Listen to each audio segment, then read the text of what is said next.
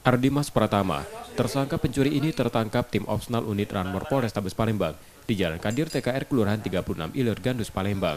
Tersangka dicari polisi setelah salah satu perwira polisi melaporkan pencurian yang dialaminya.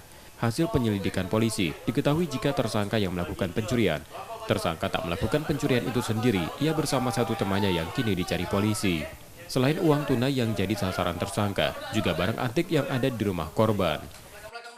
Dia dengan cara mencongkel rumah kosong memang dengan beberapa kawannya, dan alhamdulillah baru satu yang berhasil kita amankan, dan memang ada beberapa barang-barang di dalam rumah itu yang diambil oleh pelaku. Alhamdulillah berhasil kita amankan. Untuk ancaman 363 ini di atas 5 tahun penjara. Katanya pelaku beraksi 2 orang loh. Betul sekali. Berarti satunya masih DPO. Satu lagi masih kita kejar.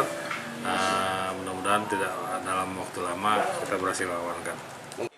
Kini tersangka ditahan di tahanan Polrestabes Palembang untuk proses hukumnya. Yudi Kiswanto, Kompas TV, Palembang, Sumatera Selatan.